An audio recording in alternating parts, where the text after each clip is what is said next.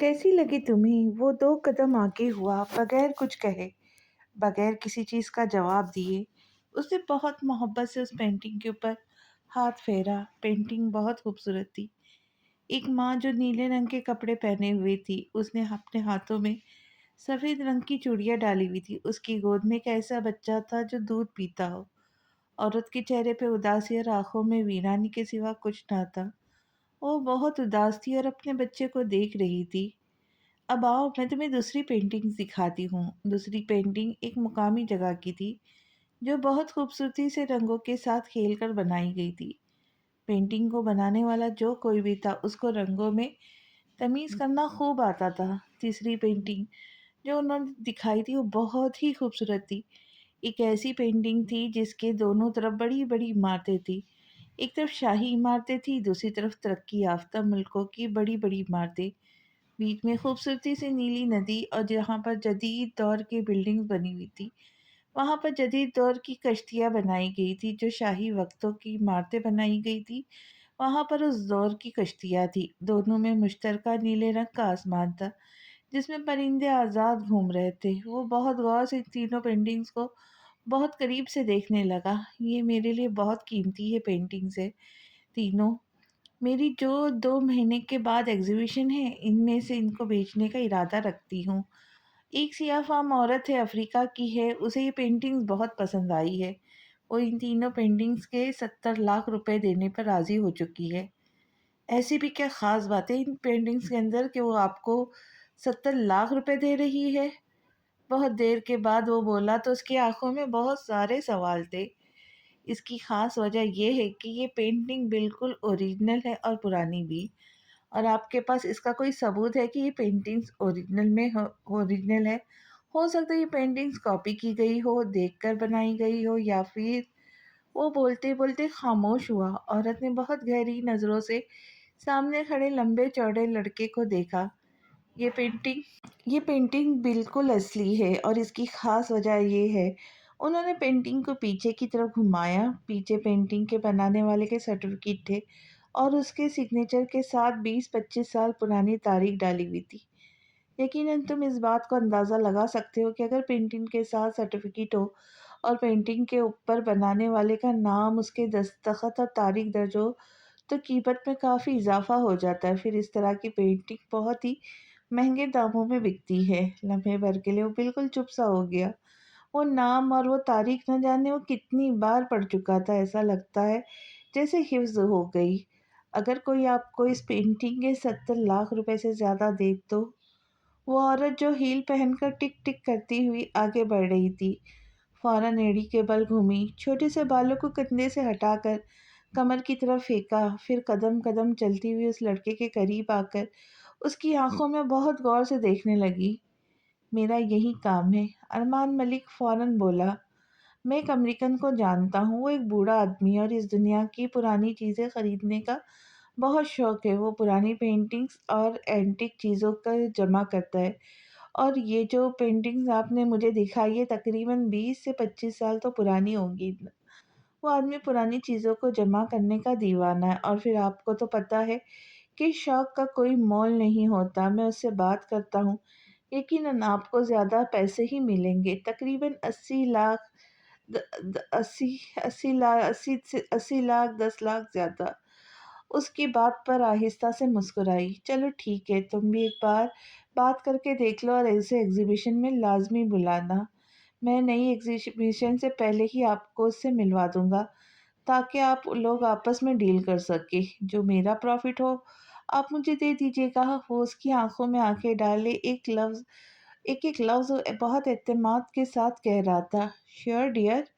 ज़ोहा अब्बास इस दौरान कुछ नहीं बोली। अब तुम ज़ोहा की पेंटिंग्स देखो, मुझे कुछ काम है, मैं 2 मिनट में आती हूँ। वो कहती हुई टिक-टिक करती हुई वापस मुड़ गई, जबकि ज़ोहा के चेहरे पर एक बहुत खूबसूरत मुस्कुराहट खेल गई थी। उस लड़के ने उसे मुस्कुरा कर देखा। यहाँ आओ, इस तरफ। वो उसका हाथ पकड़कर उसे अपने साथ आगे ले जाने लगी। उसकी पेंटिंग्स भी अच्छी थी, लेकिन वो जिस मकसद के लिए यहाँ तक आया था, वो मकसद अब उसका थोड़ा-थोड़ा مکمل ہونے لگا تھا۔ اسے جلد از جلد اپنی منزل تک پہنچنا تھا۔ وہ اسے مزید کچھ اور پینٹنگ سکھانے لگ گئی تھی کہ اس نے اچانک سے زوہا کا ہاتھ پکڑ کر اپنی طرف کھینچا۔ وہ اس کے سینے سے نہیں لگی تھی، بس اس کا تھوڑا سا قریب آئی تھی۔ کیا ہم آئس کریم کھانے چلے باہر؟ ارمان ملک اسے دیکھتے ہوئے کہہ رہا تھا۔ ضرور، وہ بنا وقت ضائع کیے فوراً بولی۔ میں ممی کو بتا دیتی ہوں۔ چلو، میں بھی آتا ہوں، پھر نکلتے ہیں۔ وہ ان کے بیٹے سے اور زوہا کی ماں سائمہ دونوں سے ملا اور پھر زوہا کو لے کر باہر آ گیا۔ رات کے 10:30 بجے کا وقت تھا۔ آسمان پر چاند پوری آب و تاب سے چمک رہا تھا اور ستارے خاموشی سے اس رات کی گواہی دے رہے تھے۔ شہر کی روشنیوں سے کچھ فاصلے پر سنسان سڑک پر ارمان کی کار نرمی سے دوڑ رہی تھی۔ سڑک کے دونوں طرف درخت تھے جن کے سائے چاندنی میں گل کر کسی پرانے فلمی سین جیسے لگ رہے تھے۔ کار کے اندر مدھم میوزک چل رہا تھا، کوئی پرانا کلاسک جو دل کے تاروں کو چھیڑ رہا تھا۔ ارمان ملک ایک ہاتھ سے ڈرائیو کر رہا تھا، دوسرے ہاتھ کی کلائی پر چمکتی گھڑی اور انگلیوں میں بے نیازی۔ اس کے چہرے پر مخصوص خاموشی تھی جو ہمیشہ زوہا کو بے چین کر دیتی تھی۔ زوہا نے اپنی نظریں اس کے چہرے سے ہٹانے کی کوشش کی، مگر ہر بار نظر جا کر اس کے ہاتھ پر ٹک جاتی جو بڑی مہارت سے اسٹیئرنگ تھامے تھا۔ یہ تم ایک ہاتھ سے ڈرائیونگ کیوں کرتے ہو؟ اس نے دھیرے سے پوچھا، جیسے کوئی راز پوچھ رہی ہو۔ ارمان نے ہنستے ہوئے ایک پل کے لیے اس کی طرف دیکھا۔ مجھے عادت ہے اس طرح سے کار ڈرائیو کرنے کی۔ کیا تمہیں اچھا لگا؟ بہت، وہ مختصر بولی۔ کیا ہوا؟ ایسے کیا دیکھ رہے ہو؟ وہ مستقل اس کی طرف دیکھ رہا تھا تو فوراً پوچھنے لگی، تمہیں دیکھنے کے لیے صرف آنکھیں کی نہیں، دل کی بھی ضرورت ہے۔ زوہا کا دل ایک پل کو رک سا گیا۔ وہ ہلکا سا مسکرائی، مگر آنکھوں میں خوشی اور حیرت تھی۔ تمہیں پتہ ہے، وہ آہستہ بولی، تم رات میں یوں اس انداز میں ڈرائیو کرتے ہوئے بہت اچھے لگتے ہو۔ تمہارے ہاتھ پر گھڑی اور یہ تمہاری جو نسیں ہیں، یہ بہت خوبصورت لگ رہی ہے۔ میرا مطلب ہے، ڈرائیو کرتے ہوئے کسی فلم کے ہیرو لگتے ہو، ایسے جیسے رات بھی تمہارے انداز پر قربان ہو رہی ہو۔ ارمان نے سرسری انداز میں چاندنی کو دیکھا اور بولا، رات تو بس بہانہ ہے زوہا، اصل چمک تو تمہاری آنکھوں میں ہے۔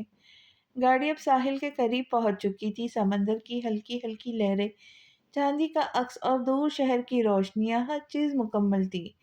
زوہا کھڑکی سے باہر دیکھ رہی تھی، مگر دل کے اندر ارمان کے ایک ہاتھ سے تھامی ہوئی وہ ڈرائیونگ اور اس کے جملے اس لڑکی پر بہت گہرا اثر ڈال رہے تھے۔ کبھی کبھی کسی ایک انداز پوری زندگی کو خوبصورت بن جاتے ہیں۔ وہ دل ہی دل میں سوچ رہی تھی، تب ارمان کی آواز آئی، چاہو تو گاڑی نہیں، دل بھی تمہارے لیے چلا سکتا ہوں۔ وہ اس کے بات پر زور سے ہنسی تھی، اور اس رات سچ میں زوہا کا دل ارمان کی ڈرائیونگ سے زیادہ اس کے انداز پر فدا ہو چکا تھا۔ رات 2:30 کا وقت تھا۔ وہ اس وقت اپنے لیپ ٹاپ پر جھکا بہت غور سے اسکرین کو دیکھتے ہوئے کام کر رہا تھا۔ اس نے اسکرین کے سامنے ایک نظر اور دیکھا، پھر گرما گرم کافی کا مگ اپنے لبوں سے لگایا۔ سامنے تینوں کی تینوں پینٹنگز واضح تھی۔ ان پینٹنگز کو اس نے ایک لڑکی کو سینڈ کیا۔ دوسری طرف لڑکی کا میسج آیا، کیا یہ ہے وہ پینٹنگ جس کی تم بات کر رہے تھے؟ ہاں، یہ وہی پینٹنگز ہے جس کے بارے میں نے تمہیں بتایا تھا۔ اب میری بات دھیان سے سنو، کل صبح 12 بجے مجھے پیزا پوائنٹ کے اوپر والے فلور پہ ملو۔ جو بات میں تم سے کرنا چاہتا ہوں وہ بات فون پر نہیں ہو پائیں گی، نہ ہی یہ محفوظ ہے۔ لیپ ٹاپ اپنے ساتھ لے کر آنا، اور باقی کی چیزیں جو لے کر آنی ہے میں تمہیں ٹیکسٹ پہ بتا رہا ہوں جو تم نے ساتھ لے کر آنی ہے۔ وہ اس سے بات کرنے کے بعد فون کاٹ چکا تھا۔ اب اس سے جلد از جلد صبح کا انتظار تھا۔ اگلی صبح زیادہ روشن تھی۔ دھوپ کی چاندنی نے ہر چیز کو چمکا کر رکھ دیا تھا۔ ایسے میں سفید رنگ کا 12 نمبر والا اپارٹمنٹ بالکل خاموش تھا۔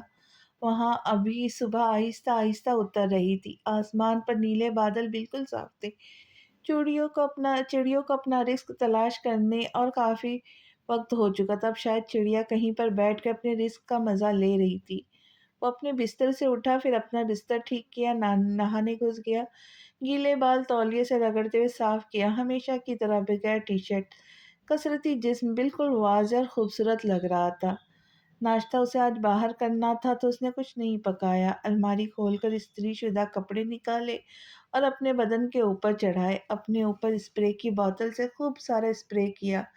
لمحے بھر میں ارد گرد ایک دلکش خوشبو بکھر گئی۔ بالوں کو اچھی طریقے سے سیٹ کیا، ہاتھ پر گھڑی چڑھائی، آستینوں کو کونیوں تک فولڈ کیا اور ایک آخری نظر آئینے کو دیکھا۔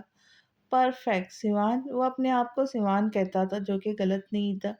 وہ تھا ہی اتنا شاندار۔ گھر کا دروازہ کھول کر باہر نکلا اور اپنے سیاہ رنگ کی گاڑی میں بیٹھا، گاڑی آگے بڑھا دی۔ فون پر وہ مسلسل کسی سے بات کر رہا تھا۔ ڈرائیو کرتے کرتے ایک جگہ پر سگنل آیا تو اسے اپنی گاڑی روکنی پڑی۔ وہ اپنی گاڑی میں بے نیازی سے بیٹھا ادھر ادھر دیکھ رہا تھا اور ٹریفک ایک دم جام تھا اور گرمی توبہ! گاڑیاں سیدھی قطار میں رکی پڑی تھی۔ بات کرنے کے بعد اس نے فون بند کیا، ادھر ادھر دیکھنے لگا کہ اچانک اس کی نظر ایک بچے پر پڑی۔ وہ اسکول یونیفارم میں تھا، شاید چھوٹی کلاس کا بچہ تھا۔ تبھی جلدی چھٹی ہو گئی تھی۔ وہ اپنے باپ کے ساتھ بیٹھا تھا۔ اس کے باپ نے اس کے دونوں گالوں کو بہت نرمی سے چوما تھا۔ وہ ہینڈسم لڑکا جو بہت بیزاری کے عالم میں بیٹھا تھا، ان دونوں کو دیکھ کر فوراً سیدھا ہوا، آنکھوں پر سے سیاہ گلاسز ہٹائے بہت دلچسپی سے ان دونوں باپ بیٹے کو دیکھنے لگا۔ باپ اس کا کافی ینگ تھا، شاید اس کا ہم عمر ہو، اور بچہ چھوٹا تھا لیکن بہت پیارا۔ وہ باپ جو بہت فرصت سے اپنے بیٹے کی باتیں سنتا رہا، اس کی آدھی بات شاید اس کے باپ کو سمجھ میں بھی نہیں آ رہی تھی، لیکن وہ پھر بھی پوری کوشش کر رہا تھا اپنے بیٹے کی ہر بات کا جواب دینے کی۔ ارمان ملک آنکھوں میں بے شمار حسرت لیے ان دونوں کو دیکھتا رہا یہاں تک کہ اس کی آنکھوں کے آگے دھندلا پن آ گیا۔ تیز بارش ہو رہی تھی، بادل بہت زور زور سے گرج رہے تھے۔ ایسے میں بے جان چیزوں کے درمیان گہرا ہوا وہ بچہ گھبرا کر اٹھا اور ارد گرد دیکھا، کوئی جاندار چیز نہیں تھی سوائے اس کے۔ بادل ایک بار پھر سے زور سے گرجے، پانی کی آواز اور تیز ہو گئی۔ باہر بارش بہت تیز برس رہی تھی، شیشوں پر پڑنے والی بارش کی بوندیں ایک عجیب سا شور اور خوف پیدا کر رہی تھی۔ بابا! اس نے ایک بار زور سے پکارا، پھر احساس ہوا کہ وہ تنہا ہے۔ بھاگتا ہوا اپنے بیڈ سے دروازے تک پہنچا، لاک پہ ہاتھ رکھا، کچھ سوچ کر گھمایا، نیچے دیکھا، نیچے کوئی بھی نہیں تھا، صرف نائٹ بلب جل رہا تھا۔ وہ قدم بڑھاتا نیچے اترنے لگا۔ سیڑھیوں کے سیدھے ہاتھ پر جو گھر کا سب سے بڑا کمرہ تھا وہ اس کے والد کا تھا۔ وہ تقریباً بھاگتے ہوئے اس کمرے تک پہنچا۔ اس نے دروازے کا لاک گھمایا لیکن دروازہ اندر سے لاک تھا۔ وہ وہیں دروازے کے باہر بیٹھ گیا۔ بارش بہت تیزی سے برستی رہی، کوئی ملازم بھی ارد گرد نہیں تھا، اور اگر ہوتا بھی تو کیا فرق پڑتا تھا؟ اس معصوم کو وہاں پوچھنے والا تھا ہی کون؟ وہ وہیں دروازے کے پاس خوفزدہ بیٹھ گیا۔ نہ جانے کب اس کی آنکھ لگی، اس کے اندر ہمت ہی نہیں تھی کہ اس کے باپ کے کمرے کا دروازہ بجائے۔ بس یہی احساس کافی تھا کہ اندر بابا ہے، مجھے کچھ نہیں ہوگا۔ 1.5 گھنٹے کے بعد جب دروازہ کھلا تو اس وقت 2:30 بج رہے تھے۔ ان کی نظر دروازے پہ پڑے ہوئے بچے پہ پڑی۔ ایک لمحے کے لیے وہ چونک گئے، چہرے پر ایک دم ناگواری ابھری۔ کسی عورت کے الفاظ تھے۔ وہ عورت ان کے کندھے پر نرمی سے ہاتھ رکھ کر اپنے ہونٹوں کو ان کے کان کے قریب لا کر بڑی نزاکت سے کہہ رہی تھی، ہو سکتا ہے وہ تمہارا بیٹا نہ ہو۔ کسی کے الفاظ بہت زور سے کان میں گونجے تھے، اتنی زور سے کہ انہوں نے اپنے کان بند کر لیے۔ اچانک سے ان کا دل دماغ بری طرح سے جلنے لگا۔ انہیں لگا ان کے ارد گرد ہر چیز جل گئی اور جلنے کی بدبو ہر طرف پھیل گئی ہو، اور چلانے کی وجہ سے وہ بچہ تھا جو سامنے زمین پر لیٹا تھا، ہر چیز سے بے خبر، ہر چیز سے انجان۔ کسی احساس کے تحت بچے کی آنکھ فوراً کھلی۔ اس نے نظر اٹھا کر اپنے باپ کو دیکھا۔ آنکھوں میں اچانک امید جاگی کہ وہ اب اسے اپنے ساتھ اندر کمرے میں لے جائیں گے اور پھر اپنے ساتھ ہی سلا لیں گے۔ ہاں بابا، ایسے ہی کریں گے۔ امید سے اس کی آنکھیں چمکی۔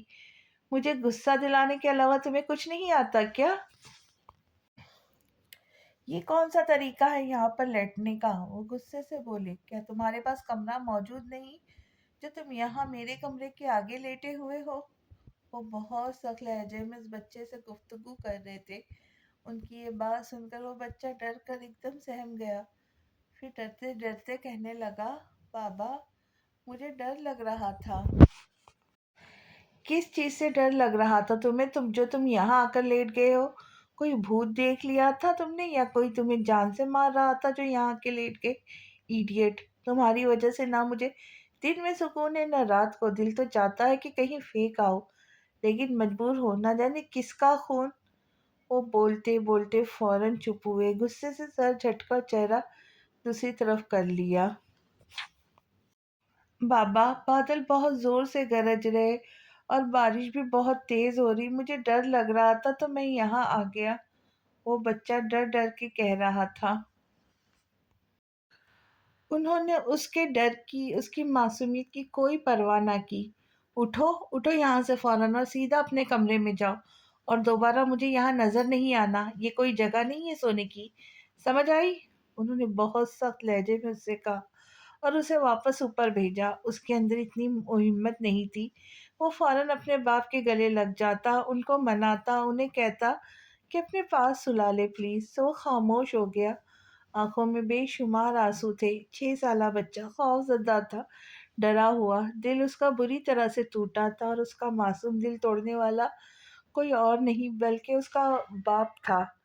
وہ گہری سانولی رنگت کے تھے، لیکن لمبے چوڑے خوبصورت جسامت رکھنے والے، سیاہ داڑھی اور سیاہ مونچھیں، مگر شکل و صورت سے بالکل بھی خوبصورت نہیں تھے۔ چہرے پہ بے شمار سختی اور مغروریت، لیکن صرف اس بچے کے لیے، کسی اور عورت کے لیے نہیں۔ وہ بس حسرت سے اپنے باپ کو دیکھتے ہوئے وہاں سے چلا گیا۔ اسے یاد نہیں آ رہا تھا کہ اس کے باپ نے کب اسے پیار سے دیکھا، پیار سے بات کری، یا پھر اس کے گالوں کو چوما، اسے گلے سے لگایا۔ اس نے سوچنے کی کوشش کی، لیکن کچھ تھا ہی نہیں۔ وہ کیا سوچتا؟ اپنی آنکھوں میں موٹے موٹے آنسو لیے وہ وہاں سے چلا گیا۔ آپ کیوں مجھ سے پیار نہیں کرتے؟ اس نے سیڑھی پر پہلا قدم رکھا۔ میرے دوستوں کے بابا تو کرتے ہیں۔ سیڑھیوں پر دوسرا قدم رکھا۔ ان کے ساتھ کھیلتے ہیں۔ آہستہ آہستہ سیڑھیاں چڑھنے لگا۔ ان کے ساتھ کھانا کھاتے ہیں، ان کے ساتھ باتیں کرتے ہیں، باہر گھمانے لے جاتے ہیں، فٹ بال کرکٹ کھیلتے ہیں، میچ دیکھتے، میٹنگ میں آتے ہیں اسکول کی۔ پھر آپ کیوں نہیں؟ وہ اب 15ویں سیڑھی پر پاؤں رکھتے ہوئے سوچ رہا تھا۔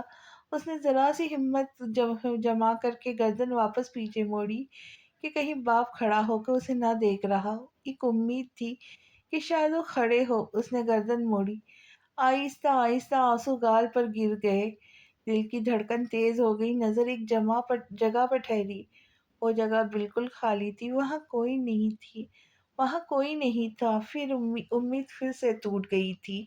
ننھا معصوم دل بری طرح سے ٹوٹا تھا۔ شاید اب اس کی دل کو بچپن سے جوانی تک صرف اور صرف ٹوٹنا ہی تھا۔ اس کے دل کو توڑنے والے اس کے اپنے ہی تو تھے۔ یہ اپنے ہی ہوتے ہیں جو سب سے پہلے ہمارے معصوم دلوں کو توڑتے ہیں۔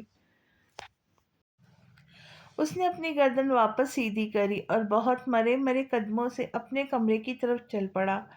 کمرے کا دروازہ کھلا اور بند ہو گیا۔ بے جان چیزیں ایک بار پھر سے ارد گرد تھی۔ آنکھوں میں آنسو کی وجہ سے دھندلاہٹ پڑ گئی تھی، ہر چیز دھندلی دھندلی سی دکھائی دے رہی تھی۔ ابھی بھی کچھ ایسا ہی ہو رہا تھا۔ بارش آہستہ آہستہ بند ہو رہی تھی۔ بارش کی جگہ اب تیز دھوپ نے لے لی تھی، بچپن کی جگہ اب جوانی نے لے لی تھی۔ وہ بچہ جو کمزور تھا بہت مضبوط تھا، تیز روشنی آنکھوں کے اندر چھپ رہی تھی۔ اس نے اپنی آنکھیں بند کی، گال کچھ گیلے ہونے ہوئے، گالوں پر نرمی سے ہاتھ پھیرا تو ہاتھ کی انگلیاں بھی گیلی ہو گئی۔ تو کیا میں رو رہا ہوں؟ ارمان ملک، تم رو رہے ہو؟ نہیں، ہرگز نہیں۔ اس نے اپنے جبڑے سختی سے جما لیے، آنکھوں میں بہت کچھ، دل و دماغ میں ایک طوفان برپا تھا۔ اس نے ایک گہرا سانس لے کر آنکھیں زور سے بند کی اور پھر اچھی طرح سے اپنا چہرہ صاف کیا۔ دھندلاہٹ ایک دم ختم ہوئی، اب وہ بہت مضبوط تھا، ذہین بھی، جوان بھی، خوبصورت بھی۔ وہ لڑکا ایک بار پھر سے اپنے بیٹے کے دونوں گالوں پہ پیار کر رہا تھا۔ اس نے گاڑی کچھ آگے بڑھا دی کہ وہ لوگ اب نظر نہ آئیں۔ نظر نہ آئیں۔ یوں لگ رہا تھا جیسے کسی زخم سے خون اور پیپ رس رہا ہو، کوئی پٹی اس زخم کے اوپر رکھ دی گئی ہو، پھر جب وہ زخم سوکھ گیا ہو तो उस पट्टी को कोई खींच रहा हो, कोई खींचने की वजह से तकलीफ बेसाख्ता हो रही है, खून और पट्टी के साथ ही निकल रही हो, उसे इस वक्त यही तकलीफ महसूस हो रही थी। उसने अपनी आंखों के ऊपर ग्लासेस दोबारा से चढ़ाए। चेहरे पे संजीदगी दोबारा आ गई थी। एक परसोना उसने अपने चेहरे पे चढ़ाया हुआ था, न जाने और कितने परसोना थे जो चढ़ाना बाकी थे। शायद बहुत सारे। इस दुनिया में हर कोई अपने चेहरे के ऊपर एक नकाब सजा लेता है। लोग जैसे नजर आते हैं वैसे होते नहीं। लोग होते कुछ है और दिखाते कुछ और है। पिज्ज़ा पॉइंट के ऊपर दोपहर आहिस्ता आहिस्ता उतर रही थी। अब 1 बज रहा था, लंच टाइम करीब था। वो दोनों सबसे आखिरी वाली कुर्सी पर जा बैठे थे, जहाँ से लोगों का रश कम नज़र आ रहा था। वो लोग दूसरे लोगों को कैसी हो अलीना, वो उसके बिल्कुल सामने वाली कुर्सी पर बैठा पूछ रहा था। मैं बिल्कुल ठीक हूँ, तुम बताओ तुम कैसे हो। बेहतर, मुख्तसर जवाब दिया। अब मेरी बात बहुत ध्यान से सुनो। ये 3 पेंटिंग्स है, इन 3 पेंटिंग्स को बहुत गौर से देखो, बहुत गौर से, बगैर किसी गलती के। मुझे बिल्कुल इसी तरह की पेंटिंग्स तुमसे बनवानी है, क्या तुम ये कर सकती हो। सामने बैठी हुई लड़की की आंखों के ऊपर मोटे से सफ़ेद ग्लासेस थे। बाल उसके छोटे थे, ऐसे जैसे लड़कों के होते। रंगत में वो सांवली सी और खूबसूरत तो बिल्कुल नहीं। वो बहुत गौर से तस्वीरों को देख रही थी। ये पेंटिंग किसकी है? लड़की ने उन्हें देखते हुए कहा और फिर चेहरा अरमान की तरफ किया। इसके चेहरे पे बहुत सख्ती थी। अगले ही लम्हे वो खामोश हो गई। उसको जवाब मिल चुका था कि वो नहीं बताने वाला। ठीक है, इस तरह से मत देखो मुझे, नहीं कुछ पूछ रही। अब सुनो, पहली बात ये पेंटिंग बहुत हसीन है। दूसरी बात ये, मैं इन पेंटिंग्स को बनाने के ज़्यादा मुआवजा लूँगी क्योंकि ये बहुत खूबसूरत और बहुत डिटेल से बनाई गई है। एक एक चीज़, एक एक रंग, एक एक जाविया। तीसरी बात, तुम्हें ये कब तक चाहिए? तुम्हारे पास सिर्फ और सिर्फ 1 महीना 15 दिन है। व्हाट? वो चौंकी। इसमें तो वक्त लगेगा। और मेरे पास वक्त नहीं, वो भी बोला। तुम उफ, ठीक है, मैं अपनी पूरी कोशिश करूँगी। ये पेंटिंग जैसी है मुझे वैसी की वैसी ही चाहिए। एक नुक्ते की भी इसके अंदर गलती ना हो, क्योंकि अगर एक भी गलती हुई तो हमें बहुत नुकसान उठाना पड़ेगा। नहीं, तुम बेफ़िक्र रहो, तुम जानते हो कि मैं कैसी आर्टिस्ट हूँ। यकीनन तुम यहाँ मेरे बारे में पूरी रिसर्च करके ही आए हो, राइट? लड़की की बात पर वो आहिस्ता से मुस्कुराया। ज़ाहिर है, तभी तो मैंने तुम्हें हायर किया है। और हाँ, इस डील के बाद ना तो तुम मुझे जानती हो, ना ही मैं तुम्हें। ना तुमने मुझे कभी देखा, ना ही मैंने तुम्हें कभी। तुम्हें देखा तो समझ रही हो ना मैं क्या कह रहा हूँ? बिल्कुल। अलीना ने फौरन सर हिलाया। मैंने तुम्हारी आसानी के लिए इन पेंटिंग्स की तस्वीरों को हर ज़ाविये से लिया है। और दूसरी बात ये कि जो तुम्हारे बॉयफ्रेंड, ज़बान दाँतों तले दबाई, दोस्त था, वो जो एक गलती है, उससे मुझे कुछ काम है। वो नकली सर्टिफिकेट बनवाता है ना, जिसमें वो माहिर है।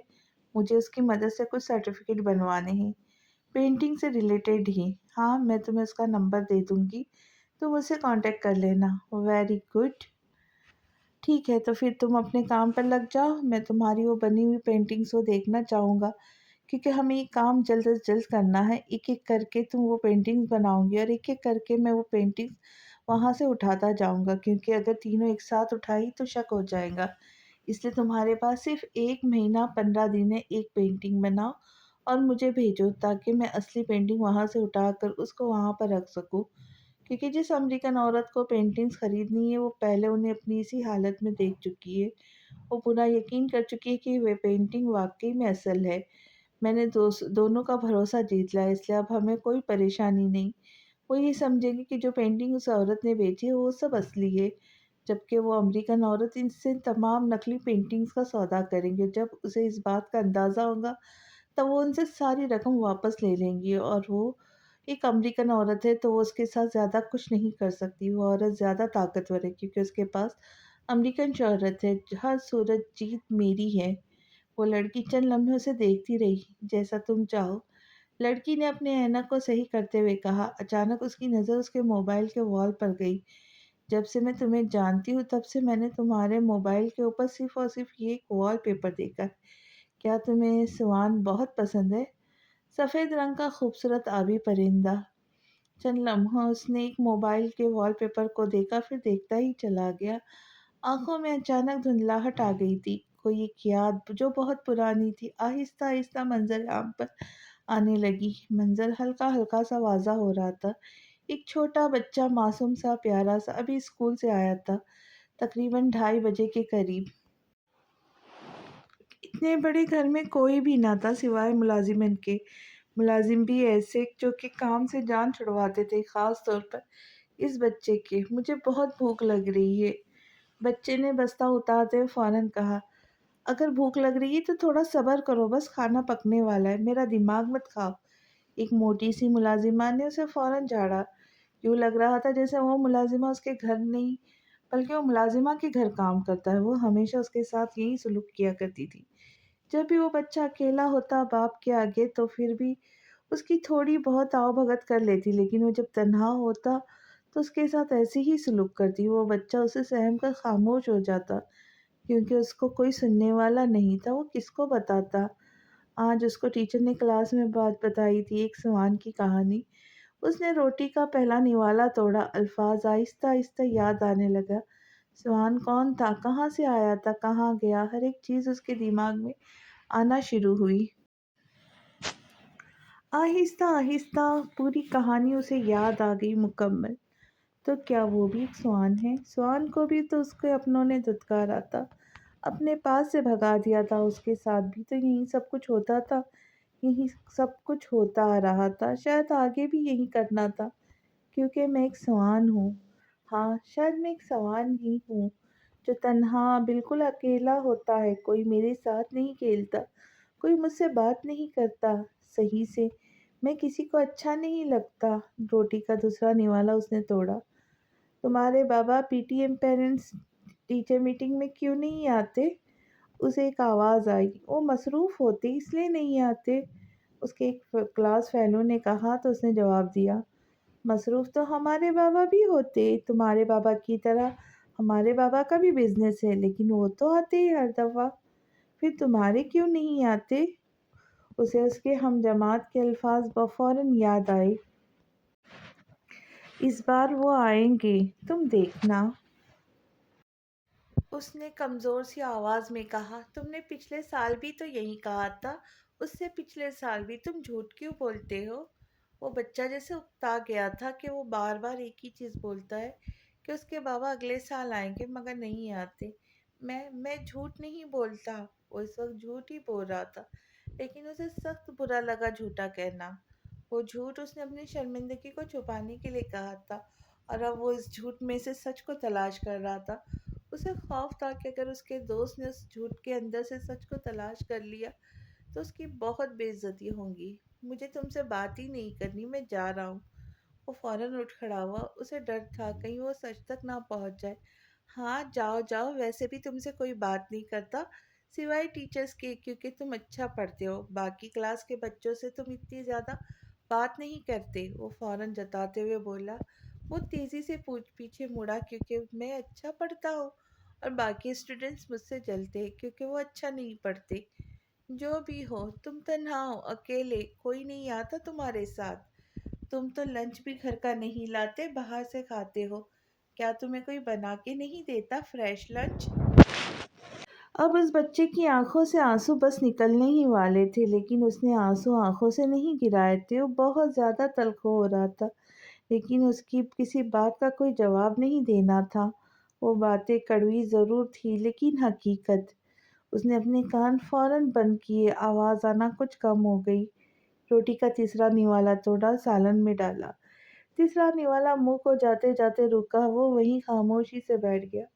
آنسو آہستہ آہستہ اس کے چہرے کو بھگانے لگے۔ ایک چھوٹے سے معصوم سے لڑکے کو کیا کیا برداشت کرنا پڑ رہا تھا، صرف اس وجہ سے کہ اس کے اپنے اس کے ساتھ نہیں تھے، یا ساتھ تو تھے لیکن بہت دور، بہت ساری دیواریں تھے بیچ میں جن کو بہت سارے لوگوں نے باری باری کر کے اٹھایا تھا اور مضبوطی سے پلاسٹر چڑھا دیا تھا۔ جانے ان دیواروں کو گرنے میں کتنا وقت لگے گا، کب وہ دیواریں ٹوٹیں گی اور کب وہ جا کے اپنے باپ کے گلے لگیں گا، انہیں محبت سے چومے گا۔ وہ میرے ساتھ ایسا کیوں کرتے؟ روٹی کا چوتھا نوالا توڑا، واپس پلیٹ میں رکھ دیا۔ بھوک اچانک مر گئی۔ کھانا ادھورا رہ گیا لیکن تکلیف مکمل ہو گئی تھی، دل کو چیر دینے والی تکلیف۔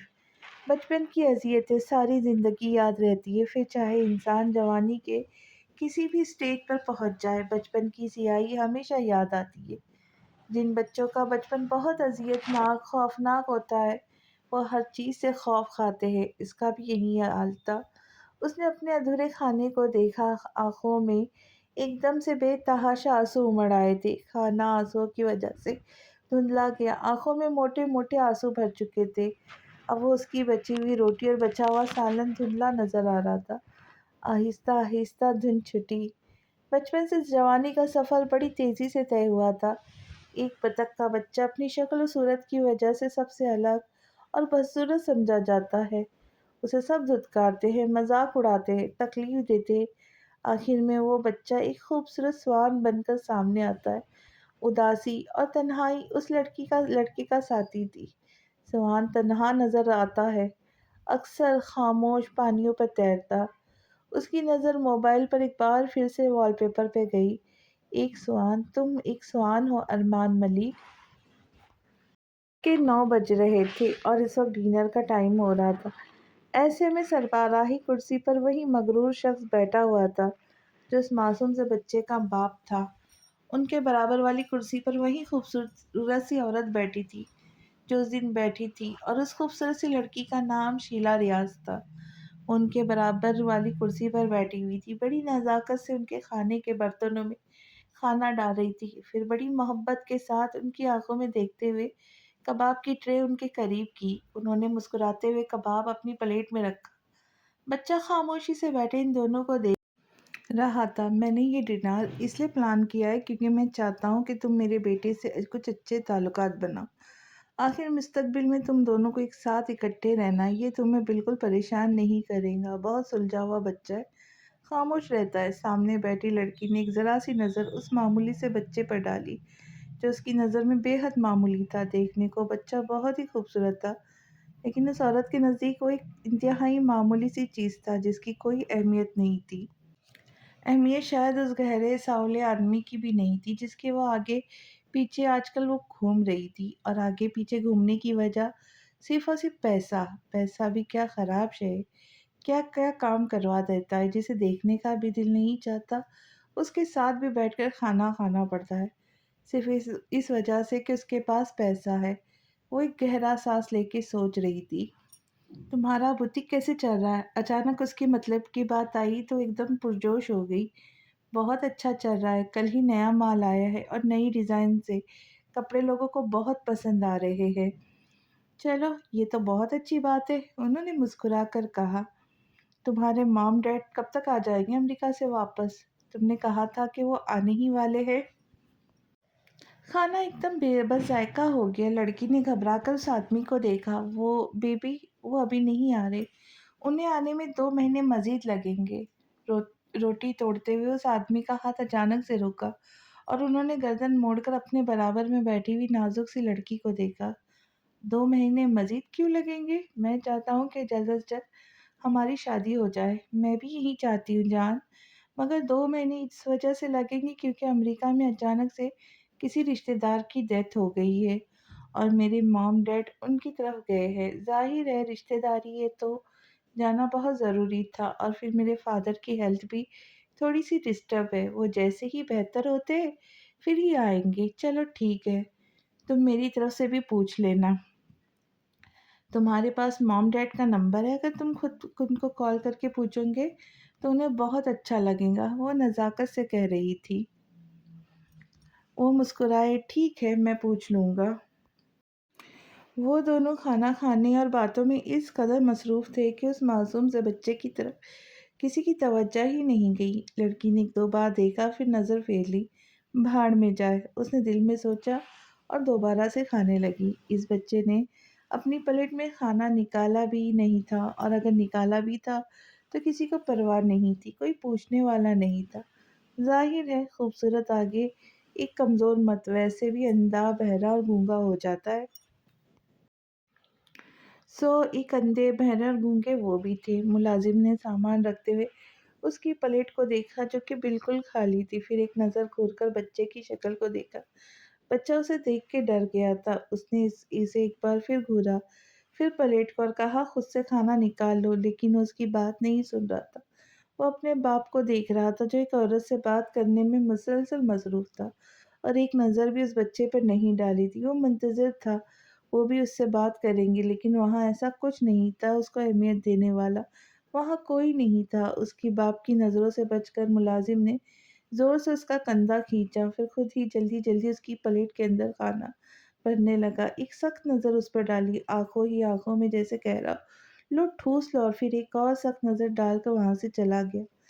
اس کے باپ کے نوکر ہے جو ہم اس کی پلیٹ میں کھانا بھی ہم ہی ڈال کے دیں گے، بیوقوف کہیں کا۔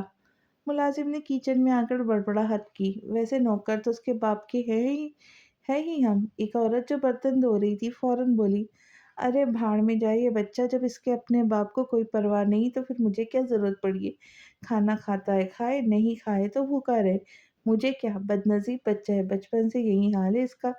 باپ نے تو کبھی پوچھا ہی نہیں اس کو، نہ ہی کبھی پیار سے دیکھا، کم از کم میں نے تو نہیں دیکھا۔ وہ پانی کی بوتلیں بھر کر فریز میں رکھ رہا تھا اور مسلسل بڑبڑا رہا تھا۔ معصوم سے بچے نے ایک نظر اپنی پلیٹ کو دیکھا، پھر اپنے باپ کو، اور اس کے برابر میں بیٹھی ہوئی اس عورت کو جو شاید چند دنوں کے بعد یا چند مہینوں کے بعد اس کے ماں کے درجے پر فائز ہونے والی تھی۔ وہ عورت جسے اس بچے سے کسی قسم کا کوئی لگاؤ، کوئی غرض کچھ نہ تھا۔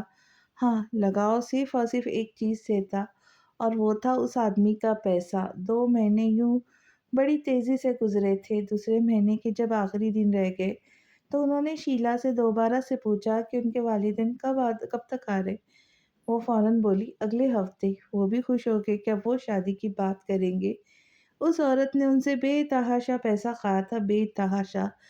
10 لاکھ تو وہ اس کے بوتیک میں لگا چکے تھے، اور پھر ہر ہفتے کچھ نہ کچھ، کسی نہ کسی وجہ سے وہ ان سے پیسے لیتی تھی۔ اس کے علاوہ اس عورت کی شاپنگ، اس کے گفٹس کی تو ایک الگ ہی لسٹ تھی۔ وہ اس لڑکی کے اوپر دونوں ہاتھ سے لٹا رہے تھے، اور وہ دونوں ہاتھوں سے لوٹ رہی تھی جتنا لوٹ سکتی تھی۔ وہ یہ سوچ کر رہے تھے کہ وہ خوبصورت لڑکی ان سے شادی کریں گی اور ان سے محبت کریں گی۔ انہوں نے اس لڑکی کے اوپر اندھا پیسہ لٹایا تھا۔ اس لڑکی کی وجہ سے انہوں نے اپنے معصوم سے 6 سالہ بیٹے تک کو نظر انداز کیا تھا۔ وہ بچہ تو ان کے لیے اہمیت رکھتا ہی نہیں تھا، وہ بس ان کے ساتھ کسی وجہ سے رہ رہا تھا۔ جتنا زہر وہ لڑکی اس بچے کی طرف سے اس مرد کے دل میں گھول رہی تھی وہ بہت خطرناک نوعیت کا تھا۔ ایسا زہر جو ہر رشتوں کو آہستہ آہستہ مار رہا تھا، ختم کر رہا تھا۔ اگلے 2 دن وہ اس لڑکی کو کال کرتے رہے۔ انہوں نے شیلا ریاض کا نمبر بار بار ملایا، لیکن ہمیشہ بند۔ اب انہیں واقعی پریشانی ہونے لگی تھی۔ انہوں نے سوچا کہ وہ آفس کے بعد سیدھا اس کے بوتیک جائیں گے۔ آفس کے بعد وہ بوتیک گئے تو بوتیک بھی بند تھا، نہ باہر کوئی چوکیدار بیٹھا ہوا تھا، نہ ہی ارد گرد کوئی لوگ تھے۔ قریب ہی جو سامنے شاپ تھی وہاں پر گئے، اور انہوں نے وہاں سے معلومات حاصل کی، یہ بوتیک آج بند کیوں ہے؟ تو اس دکان والے نے بتایا کہ یہ بوتیک تو 4 دن سے بند ہے، اور یہ بھی بتایا کہ وہ بوتیک تب خالی ہو چکا ہے۔ اس شخص کو لگا کہ اس کے اوپر آسمان آ گرا ہے۔ بوتیک خالی ہو گیا؟ میں کچھ سمجھا نہیں، تھوڑی سی وضاحت مزید کریں گے؟ 4 دن پہلے صبح کے وقت کچھ آدمی آئے تھے۔ وہ لوگ کم سے کم 3 یا 4 گھنٹے کے اندر سارا مال لے کر اسے خالی کر کے بوتیک کو بند کر کے چلے گئے تھے۔ 4 دن سے یہاں کوئی نہیں آیا، بوتیک بند ہے۔ کوئی عورت نہیں تھی وہ جو اس بوتیک میں آتی تھی؟ یہ تو بوتیک تھا، یہاں پہ تو بہت عورتیں آتی تھی۔ دکاندار کی بات پر وہ بالکل خاموش ہو گئی۔ آپ صحیح کہہ رہے، لیکن وہ اس بوتیک کی آنر تھی، شیلا ریاض نام تھا اس کا۔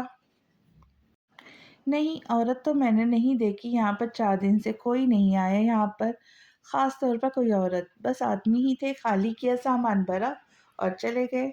انہیں لگا کہ انہیں سانس رک کر آ رہی ہے۔ انہوں نے فوراً اپنی ٹائی کو ذرا سا ڈھیلا کیا۔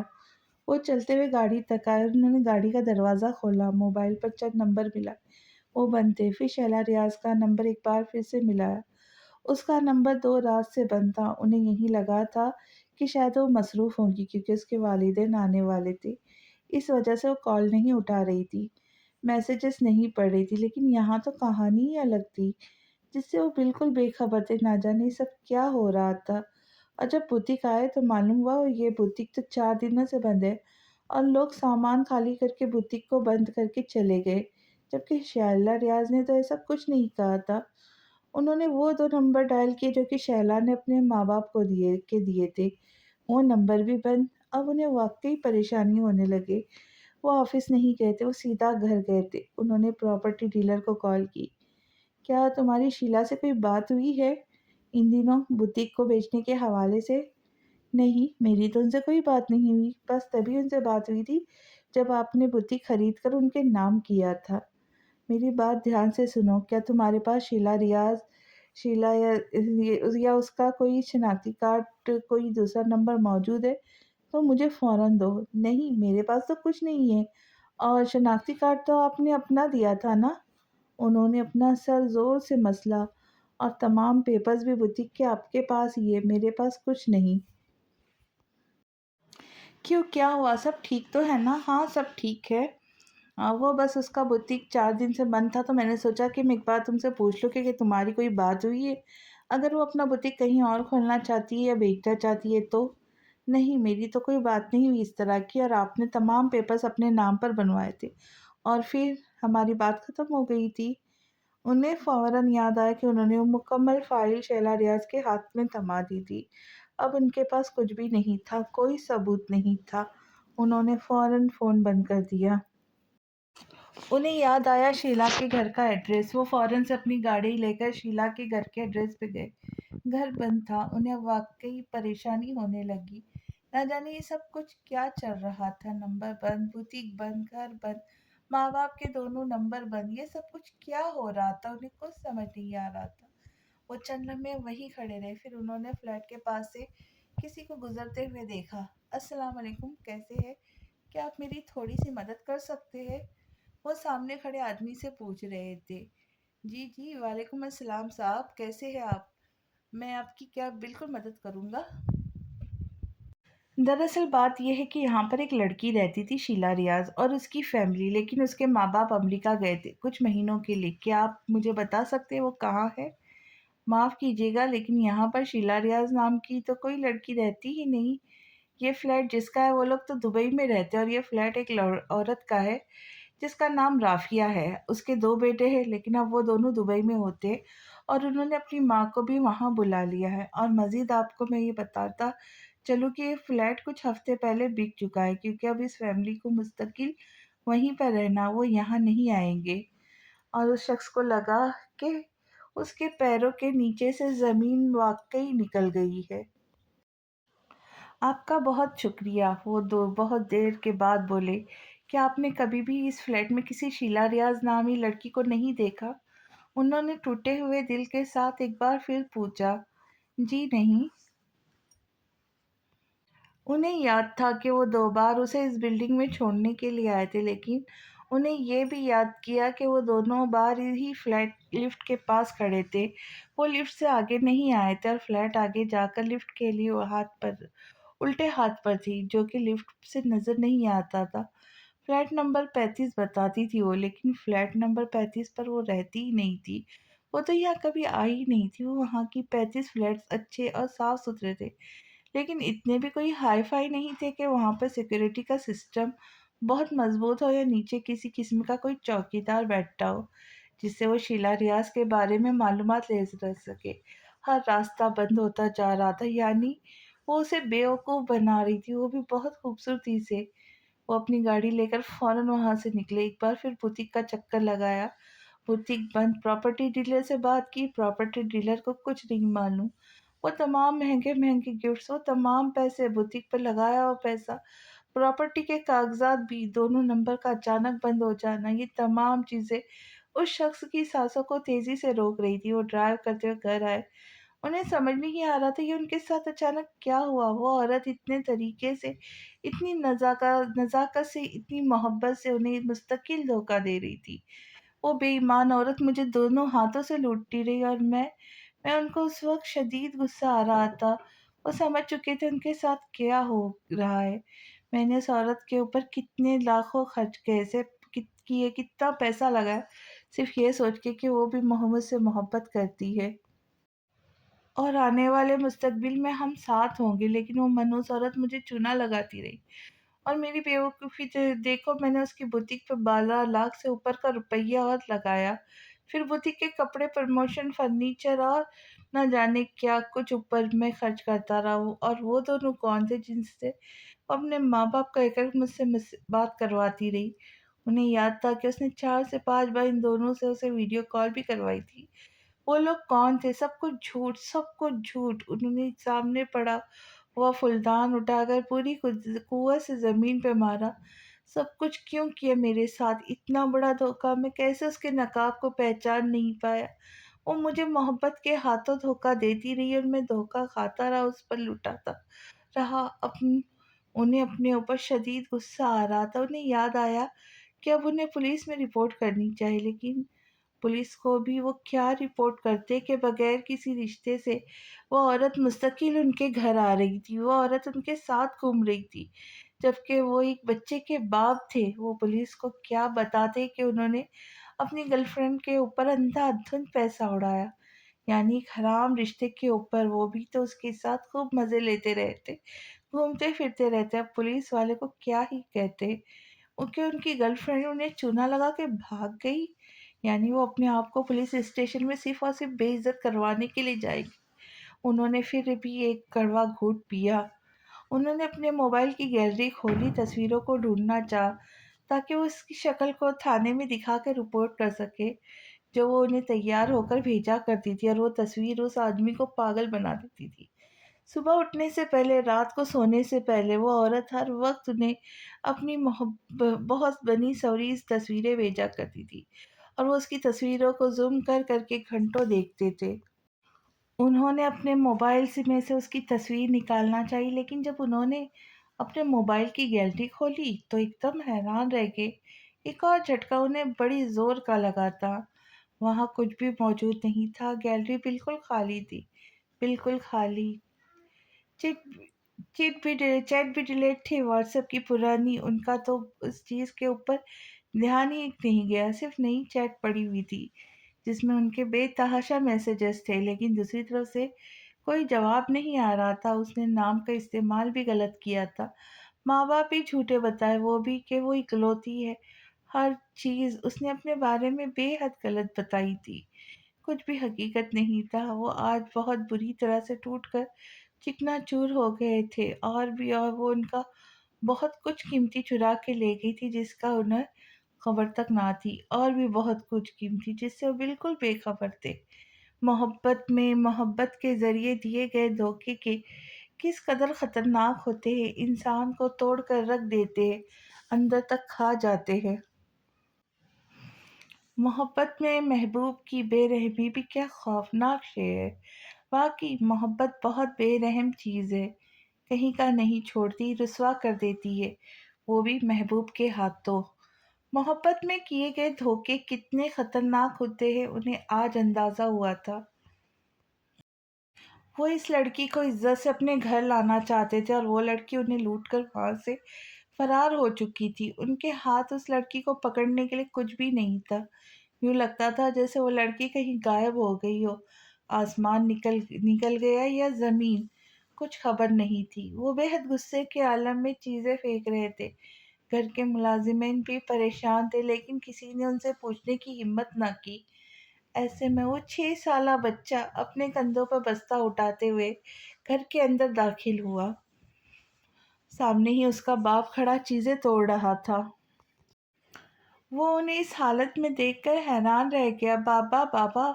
वो परेशानी के आलम में तेज़ी से अपने बाप की तरफ भागा, ये देखे बगैर कि वो इस वक़्त किस कदर गुस्से में है। बाबा, अब तो ठीक तो है ना बाबा? वो उससे बहुत ऊँचे थे। वो अपनी दोनों आँखें उठाकर اپنے باپ کو دیکھ رہا تھا۔ آپ اتنے غصے میں کیوں ہیں بابا؟ کیا ہوا؟ انہیں اچانک وہ عورت یاد آئی جس کا یہ بیٹا تھا۔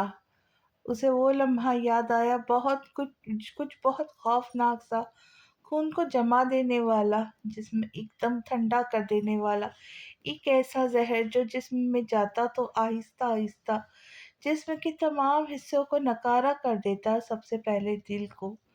جب شیلا ریواز نے بڑی نرمی سے اس کے کانوں کے قریب اپنے لپسٹک سے لگے ہوئے ہونٹوں کو کیا تھا اور پھر کان کے قریب، بہت قریب ہو کر آہستہ آواز میں کہنے لگی،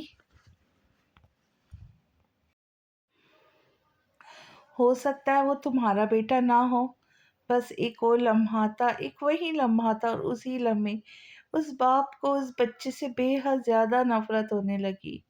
دفع ہو جاؤ میری نظروں سے، نفرت کرتا ہوں میں تم سے، یہ سب کچھ تمہاری وجہ سے ہو رہا ہے، تم ذمہ دار ہو، کسی دن تمہیں نکال کر باہر پھینک دوں گا، سارے فساد کی جڑ ہی تم ہو، فوراً دفع ہو جاؤ۔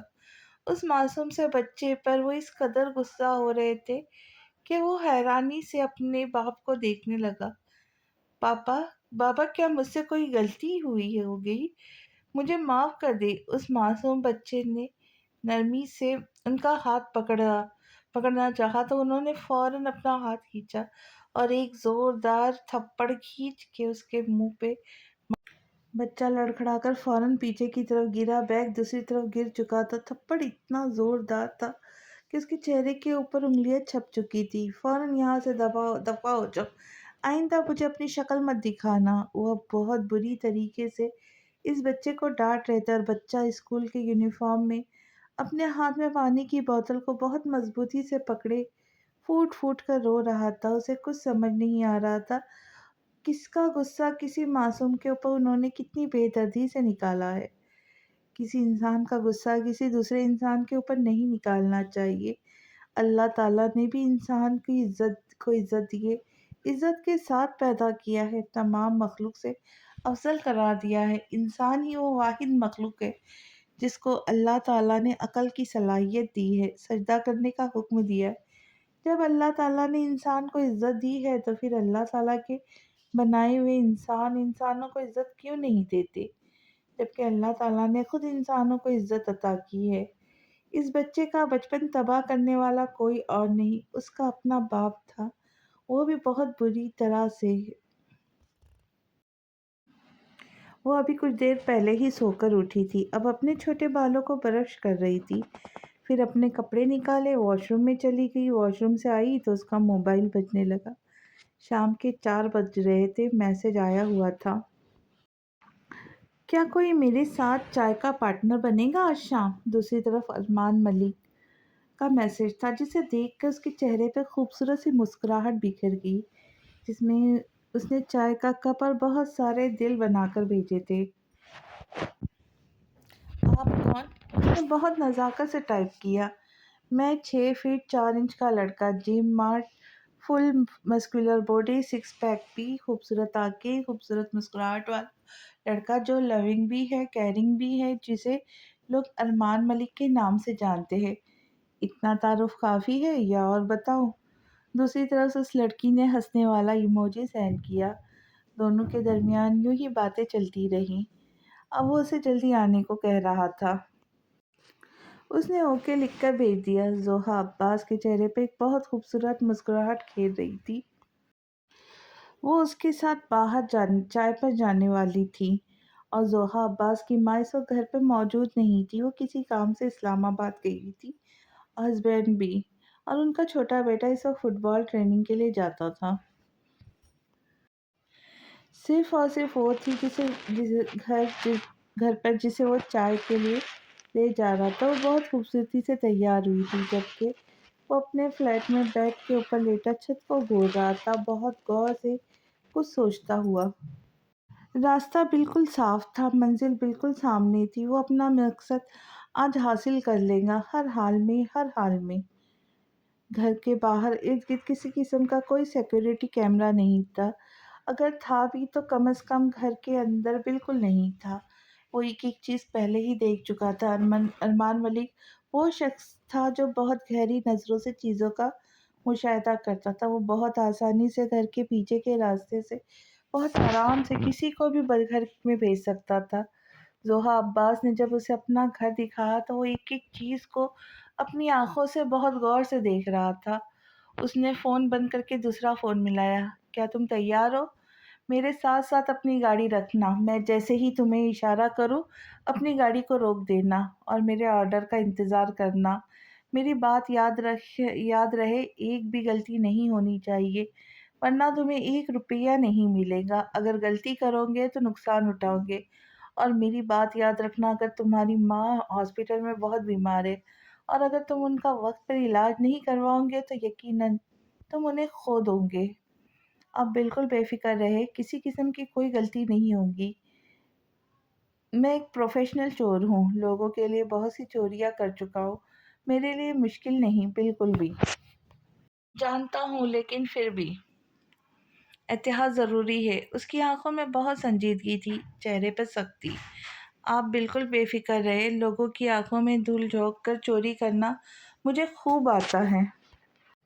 اگلی طرف سے فون بند ہو گیا۔ وہ اٹھا اور اس نے اپنی الماری میں سے ایک استری شدہ شرٹ نکالی، اسے پہنا اور اپنے جسم پہ بے تحاشا پرفیوم لگایا۔ اس کا سفید رنگ کا فلیٹ پرفیوم سے مہکنے لگا۔ ہاتھوں کی انگلیوں میں جیل لے کر اپنے بالوں کو اچھے طریقے سے سیٹ کر کے پیچھے کی طرف کیا۔ شوز پہنے، ہاتھ میں گھڑی چڑھائی، اب وہ بالکل ریڈی تھا۔ لمبا چوڑا خوبصورت لڑکا، مردانہ وجاہت سے بھرپور۔ گھر سے نکلنے سے پہلے اس نے ایک کال الینا کو کی۔ الینا اور اس کا بوائے فرینڈ توحید، وہ دونوں بھی ریڈی تھے۔ توحید، تم نے ڈرون کو اچھی طرح سے چیک کر لیا ہے نا؟ کوئی پرابلم تو نہیں کر رہا؟ نہیں، کسی قسم کا کوئی پرابلم نہیں کر رہا۔ الینا کے ہاتھ میں لیپ ٹاپ تھا اور گاڑی میں وہ تینوں پینٹنگز تھی جنہیں وہاں رکھ کر اصل پینٹنگز اٹھانی تھی، اور یہ نقلی پینٹنگز وہاں پر رکھنی تھی، بہت احتیاط کے ساتھ۔ ڈرون انہوں نے حفاظت کے لیے اپنے ساتھ رکھا تھا کہ وہ ہر جگہ کا جائزہ بھرپور طریقے سے لے سکے، آگے پیچھے اوپر نیچے ہر طرف۔ وہ 3 لوگ تھے جو ارمان ملک کی مدد کر رہے تھے ان پینٹنگز کو چرانے میں، ایک پروفیشنل چور، ایک پروفیشنل ہیکر اور ایک پروفیشنل پینٹر۔ تینوں ہی اپنے اپنے کام میں ایکسپرٹ تھے، لیکن توحید ساتھ میں نقلی سرٹیفکیٹ بنانے میں بھی مہارت رکھتا تھا۔ وہ نقلی سرٹیفکیٹ کے ساتھ نقلی پاسپورٹ بھی بناتا تھا۔ وہ نقلی سرٹیفکیٹ کے ساتھ ساتھ نقلی پاسپورٹ بھی بناتا تھا اور نقلی شناختی کارڈ بھی، لیکن ایک بھاری رقم لیتا۔ یہ تینوں ہی اپنے اپنے کام میں ایک نمبر کے پروفیشنل تھے، تینوں کا کوئی جواب نہ تھا۔ یہ ارمان ملک کی کم از کم ایک مشن کے اندر چھوٹی سی ٹیم تھی۔ الینا بہت ذہین تھی لیکن خوبصورت بالکل نہیں تھی، اور توحید ایک دم چوکنا، ہر چیز کو گہرائی سے دیکھنے والا ایک چترالی لڑکا، اور تیسرا وہ چور حامد۔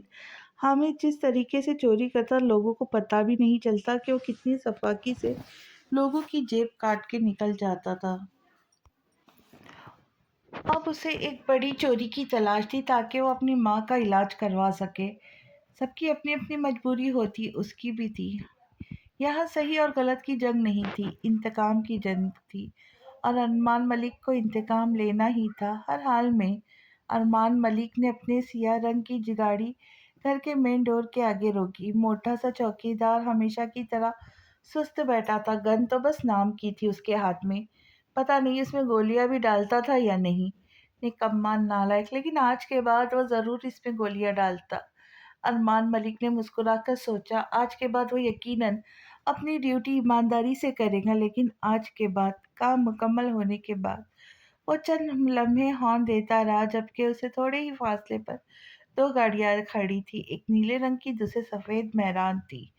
ارمان ملک نے ہاتھ کے اشارے سے باہر کی کھڑکی کو بجایا تاکہ کسی کو شک نہ ہو وہ کیا کر رہے ہیں۔ کوئی باہر سے دیکھتا تو یوں ہی لگتا جیسے وہ انتظار کر رہا ہو، انتظار کی وجہ سے کوئی نہ کوئی حرکت کر رہا ہو۔ وہ دروازے پہ کھڑی تھی، سہا عباس تیار سی، ایک دم فریش سی، اسے دیکھ کر بہت معصومیت سے مسکرائی۔ وہ بھی جواب میں بہت ہی خوش دلی سے مسکرایا، آگے بڑھ کر اس کے لیے دروازہ تھینک یو سو مچ، وہ کہتے ہوئے گاڑی کے اندر بیٹھ گئی۔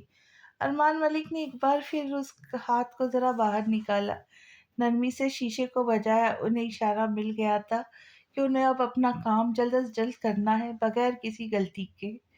वो अपनी सियाह रंग की गाड़ी तेजी से आगे ले गया, जबकि तौहीद ने ड्रोन के ऊपर किया और इर्द गिर्द का अच्छे तरीके से जायजा लिया कि कोई खतरा तो नहीं। रास्ता बिल्कुल साफ है, उसने अपने दूसरे पार्टनर को कॉल करके बताया। सबसे पहले हामिद को जाना था।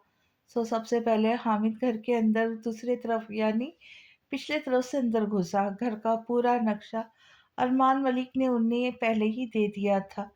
कौन सा कमरा किस तरफ है, उसे बहुत ज्यादा मेहनत नहीं करनी पड़ी। वो तेजी से कमरे का दरवाजा खोलकर अंदर गया। कमरा लॉक किया, लेकिन डुप्लीकेट चाबी अरमान मलिक ने पहले ही उसे दे दी थी। अरमान मलिक इतने महीनों से हर एक चीज पर फोकस किए हुए था। वो हर कदम बहुत संभल संभल कर रख रहा था। वो हर कदम बहुत संभल संभल कर रख रहा था, किसी को भी इस पर शक न हो और लोग उसके ऊपर आसानी से यह यकीन कर ले। वो और बिल्कुल ऐसे ही हुआ। वो बेशक वो एक बहुत ज़हीन लड़का था।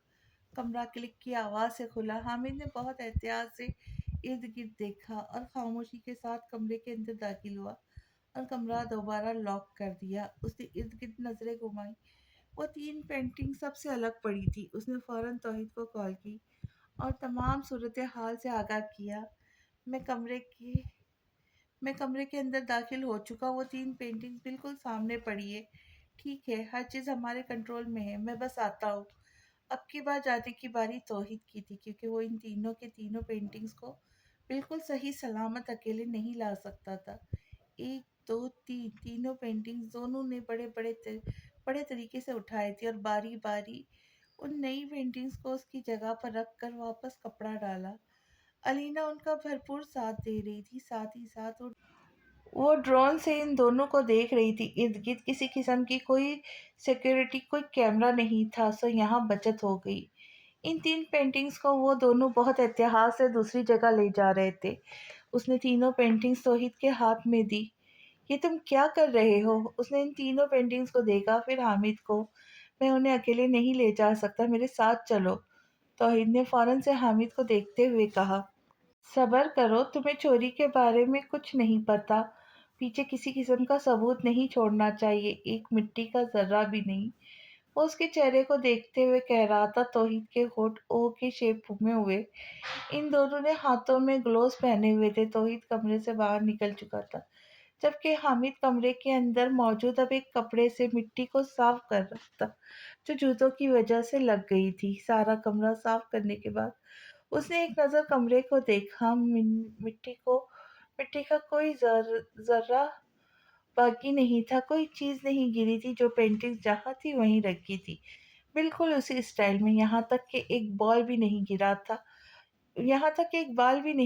था। उसने एक बार कमरे का भरपूर जायजा लिया, फिर तेजी से हामिद तौहीद की तरफ बढ़ गया। अब वो दोनों बहुत एहतियात से घर की दूसरी तरफ से नीचे आ रहे थे और अलीना गाड़ी में बैठकर ड्रोन के जरिए उन दोनों को बाहिफाजत उतरता हुआ देख रही थी। नई पेंटिंग्स उन लोगों ने उस जगह पर रखकर वो पुरानी और असल पेंटिंग्स वहां से उठा ली थी। उन लोगों को ये काम करते हुए तकरीबन 2 घंटे हो गए थे। काम बहुत आहिस्ते से लेकिन तरीके से किया गया था। जब वो दोनों बहिफाजत आके बैठ गए, पेंटिंग्स भी रख दी, तो इन तीनों के चेहरे पर एक भरपूर मुस्कुराहट थी। हामिद अब अपनी गाड़ी की तरफ चल पड़ा। यकीनन हम लोगों ने काम अच्छा किया है। वो तीनों एक दूसरे से अब कॉल पर थे। अलीना और तौहीद दूसरी गाड़ी में थे जहां पेंटिंग्स रखी हुई थी। वो तीनों एक साथ कॉल पर थे। अलीना ने अरमान मलिक के को तमाम सूरत हाल से आगाह कर दिया कि उसकी पेंटिंग्स हमारे पास है और काम मुकम्मल हो चुका है, बगैर किसी गलती से। अरमान ने हमें थंब का निशान बनाकर भेजा है। वो कह रहा है थोड़ी देर के बाद हमसे अपडेट लेगा। वो लोग वहां पर रुके नहीं थे, अपनी दोनों गाड़ियां लेकर वहां से फौरन ही निकल गए। असल पेंटिंग्स जो थी उन वो गाड़ी के अंदर मौजूद थी। जो नई पेंटिंग्स थी, जो कि नकली थी, वो उस पुरानी जगह पर उसी तरीके से रखी गई थी कि किसी को भी कानो कान खबर ना होती। और पेंटिंग्स को इस तरीके से बनाया गया था कि कोई पहचान ही नहीं कर सकता था یہ نکلی پینٹنگ سے اگر کوئی پہچان بھی لیتا تو کیا فرق پڑتا؟ اصل چیز تو ارمان ملک کے پاس تھی، وہ اب بہت دیر ہو چکی تھی۔ ارمان ملک نے آج بہت دنوں کے بعد سکون سے چائے پی تھی۔ آج اس کے چہرے پہ ایک الگ سی خوشی، ایک الگ سی رونق تھی۔ وہ بہت خوبصورتی سے دھوکہ دے رہا تھا زوہا عباس کو، تو پتہ بھی نہیں تھا کہ اس کے کندھے کے اوپر پاؤں رکھ کر اپنے کام سر انجام دے رہا ہے۔ وہ اس کا استعمال کر رہا تھا، وہ یہ بات جانتا تھا، لیکن وہ بھی کہیں نہ کہیں مجبور تھا۔ تو کیا زوہا عباس کو کبھی پتہ نہیں چلے گا کہ وہ اس کا استعمال کر رہا ہے؟ اور آگے کیا پلان ہے ارمان ملک کے، یہ جاننے کے لیے ملتے ہیں اگلی قسط میں۔ تب تک کے لیے خوش رہے، خوشیاں بانٹے۔ اور جانے سے پہلے گزارش ہے کہ چینل کو سبسکرائب کریں، ویڈیو کو لائک کریں اور شیئر کریں، اور ہو سکے تو ویڈیو کو ہائپ کریں۔ اللہ حافظ۔